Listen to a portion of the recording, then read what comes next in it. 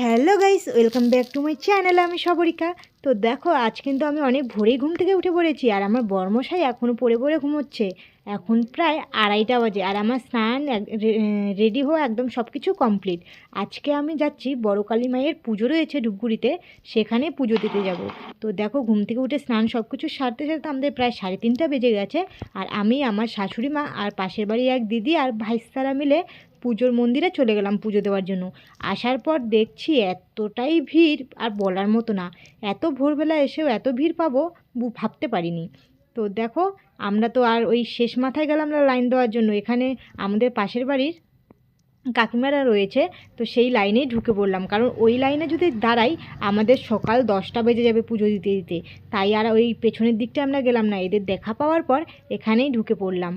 কারণ কিছু করার নেই, কারণ ওই লাইনে দাঁড়ালে অবস্থা শেষ হয়ে যাবে। এখন বাজে 3:30, আর ওই লাইনে যদি দাঁড়াই আমাদের 10টার সময় পুজো হবে, আর এতক্ষণ দাঁড়িয়ে থাকা একদম অবস্থা শেষ হয়ে যাবে আমাদের। তো এইভাবে টুকটুক করে একদম মন্দিরের কাছে চলে এসেছি, কিন্তু মন্দিরে আসার পর আর এক অবস্থা। এখানে দেখো একবার ভিড়টা।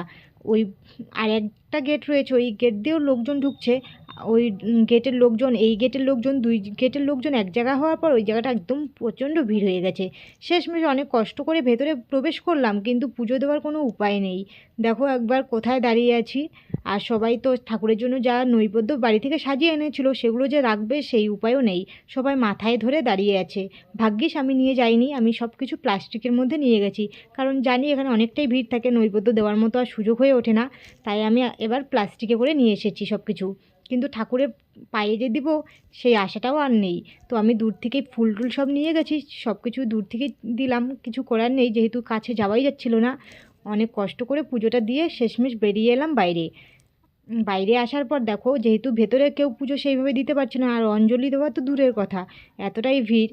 তো সবাই মোম ধূপকাঠি সব কিছু বাইরে জ্বালিয়ে দিচ্ছে, আমিও সেই মতো বাইরে মোম ধূপকাঠি সব কিছু জ্বালিয়ে দিলাম। আর দেখো, ওখানে ওই তাড়াহুড়ো কার কী করে যে আমার মুখে সিঁদুর লেগে গেছে আমি বুঝতেই পারিনি। পরে ভিডিও করছি তখন দেখছি মুখের মধ্যে সিঁদুর লেগে গেছে।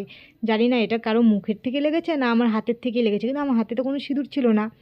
তো বুঝতে পারছিলাম না কোথার থেকে লেগেছে। তারপর মন্দিরে পুজো দেওয়ার পর চলে এলাম বাড়িতে।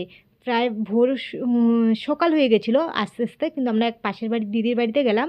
সেখানে যাওয়ার পর ভাবলাম বাড়ি গিয়ে এখন যদি বাড়ি যাই তো আবার শুয়ে পড়বো, পরে আবার ঘুম থেকে ওঠার পর আবার তখন স্নান সারতে হবে।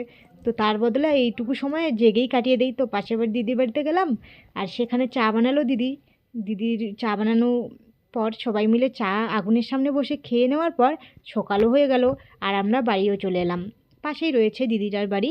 তো বাড়িতে আসার পর বাড়ির সব কাজ সারতে হবে, তাই ঝটপট করে সব কাজ সেরে নিলাম। আর আমাদের বাড়িতে এসেছে আত্মীয়, দেখো আমার বৌদি আর আমার বৌদির বোন। তো ওরা এসেছে ময়নাগুড়ি থেকে, আমার বাপের বাড়ি তো ময়নাগুড়ি, সেখান থেকেই এসেছে। আর রাতের দিকে আমরা এখন যাব মেলায়। তো সেই মতো আমরা তিনজনেই তৈরি হয়ে গেছি মেলায় যাওয়ার জন্য, আর এখন আমরা বেরিয়েও পড়লাম মেলার জন্য। দেখো মেলায় এসেছি, কিন্তু আমাদের মেলায় আসা কোনো মানেই হয় না। এখানে আমি, আমার বৌদি আর ওই বোন আর আমার দেওর এসেছে। তো আমার দেওর ওর বন্ধুর সঙ্গে দেখা পাওয়ার পর গল্প করছে, আর আমার বৌদিও মোবাইলে ব্যস্ত আর বোনও মোবাইলে ব্যস্ত। তাই আমি বলছিলাম আমাদের মেলায় আসার কি কোনো প্রয়োজন আছে, বাড়িতে বসে মোবাইল ঘাঁটলেই হতো। তো এইসব বলার পর ওরা বলছে না না একটু দেখছিলাম। তো আমি ওকে ঠিক আছে। তারপরে দেখো মেলাটা কিন্তু প্রচণ্ড ভিড় হয়েছে, আর আমি সব কিছু তোমাদের সঙ্গে শেয়ার করছি, দেখতে থাকো। তো আজকের ব্লগটা আমি এখানেই শেষ করছি। যদি ভালো লাগে অবশ্যই like comment share and subscribe করবে। দেখা হচ্ছে নেক্সট একটি ভিডিওতে। বাই।